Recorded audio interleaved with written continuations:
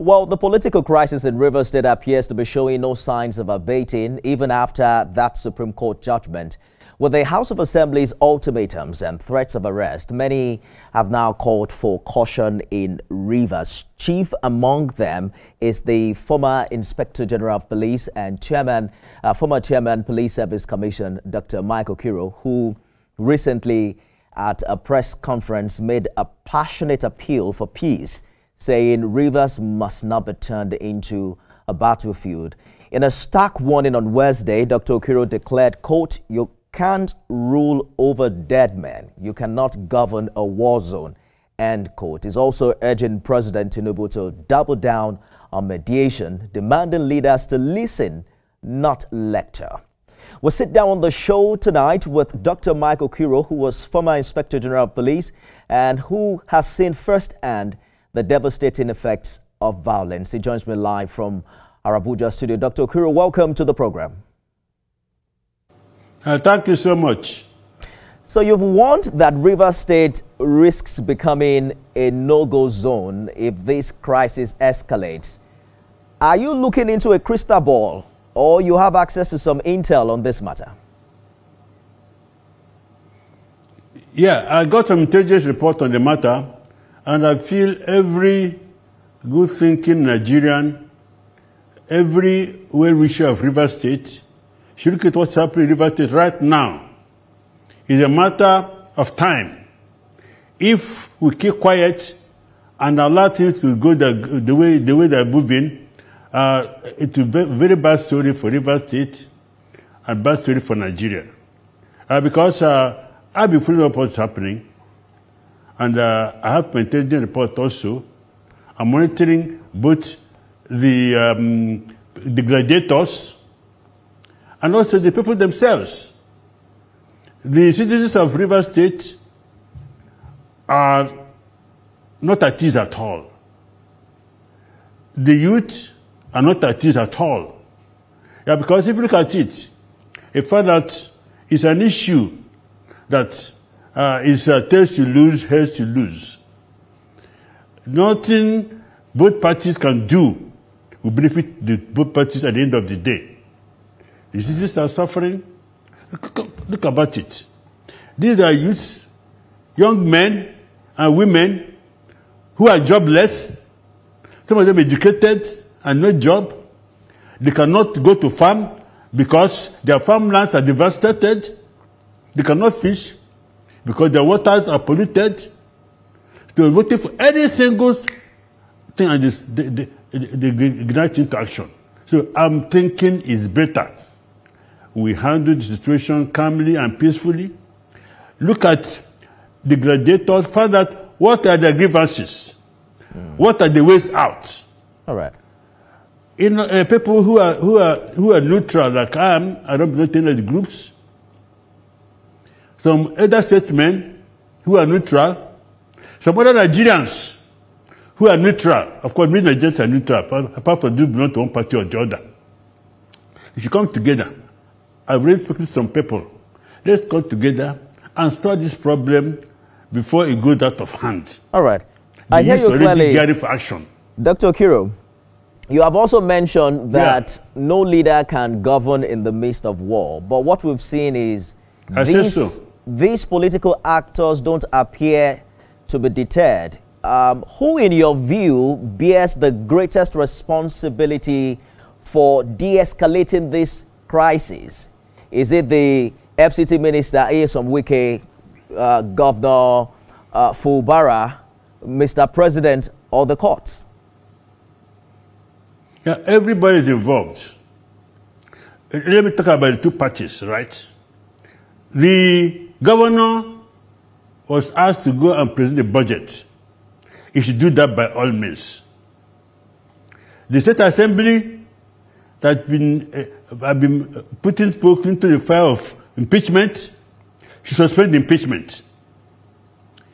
The court order, the Supreme Court orders must be obeyed, because the Supreme Court is the grand norm of law in Nigeria. So whatever they say must be obeyed. Equally, the president, Asiwaju, Tinubu, GCFR, is the father of the nation. He had tried a lot before to look into this matter, but it appears he needs to do more. We cannot rest until the peace is achieved totally in Rivers State. Everybody should be involved. The president, the people, the governor, the National Assembly, the State Assembly, all of them should be involved. We want peace. Because from my intelligence, if things are not done, if things are done the way they do it now, there will be no peace in Nigeria. Because we are having problem in the Northeast, I problem in the Northwest. If I add South to a problem in Nigeria, it will end all Israel.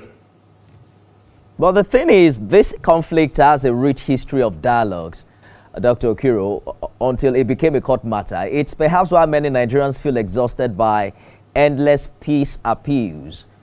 But have you spoken to the key stakeholders in this matter, the FCT minister and the governor? Have you spoken to them directly on your concerns? I've not spoken to them yet because of my experience. I came in to contest as President of Okiro from Rivers State. A group, somebody went to A and said Okiro was brought by B. I'm sure some people are not went to B and so Okiro was brought by A. So both of them teamed up against me. So I don't want to talk to them. My interest is the interest of Rivers State. My interest is Nigeria as a whole. So if you want to talk to them as a group of mediators. We've talked to this and talked to that. I will talk to them individually. They may not understand me. They misinterpret my appeal. But they have spoken a lot. You know, we have also spoken, we have heard from both of them. Do you think that at this point in time, because for instance, you called on Mr. President's intervention. He did intervene in the early days of this conflict. And that meeting came up with a list of agreements between both parties that didn't see the light of the day. How else can Mr. President intervene, especially now that there's a Supreme Court judgment? Yeah, the Supreme Court judgment did not say President should not intervene.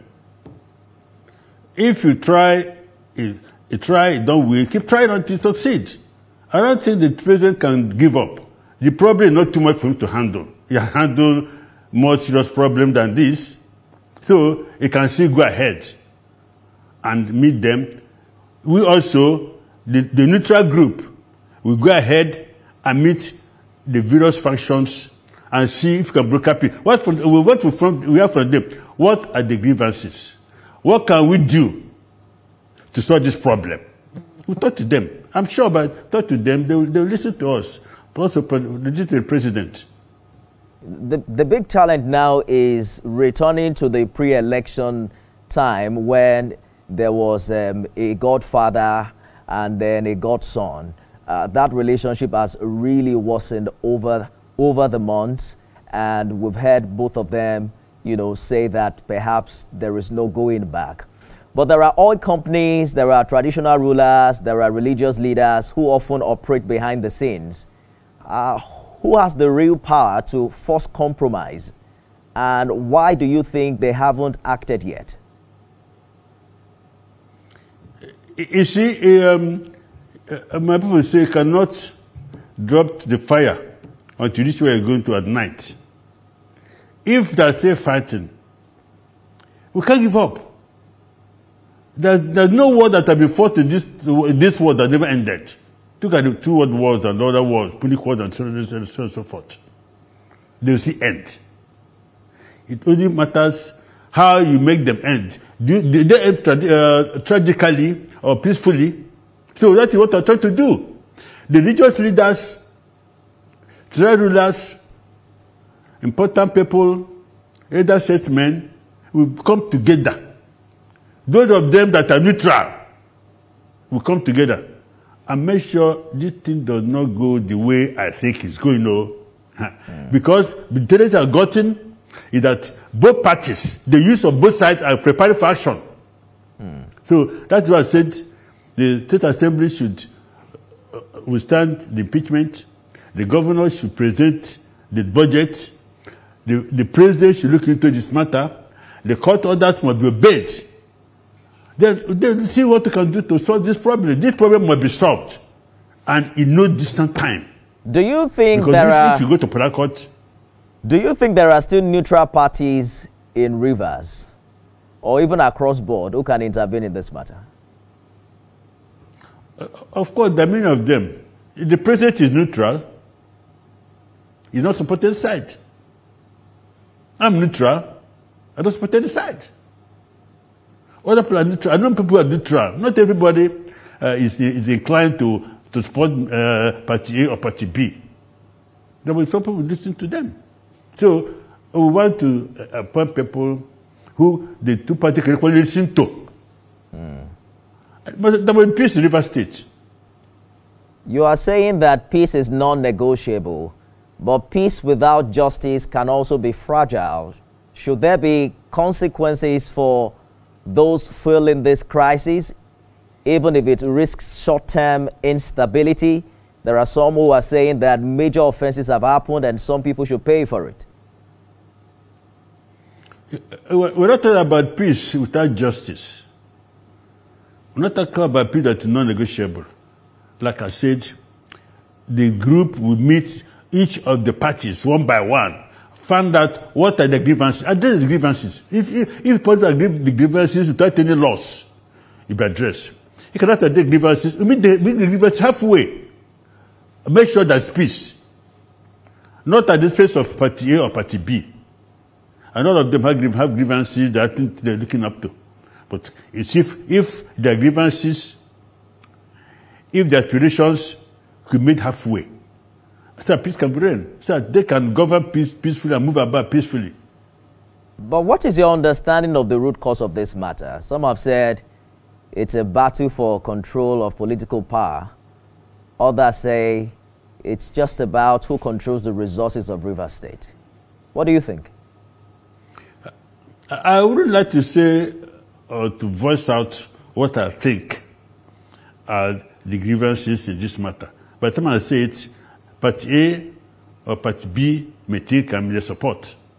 What I'm saying is that if we have, it's natural. Father and son will fight. You know, it's natural.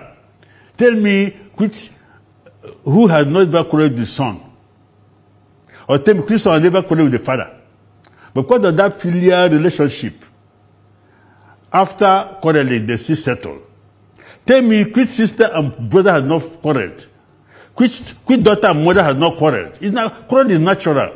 Quarrel is even good, because when you quarrel with somebody, you know what annoys the person, you know what pleases the person, so you avoid it. Like a mother tell children, oh, don't do this to your father, doesn't like it. Quarrel is natural.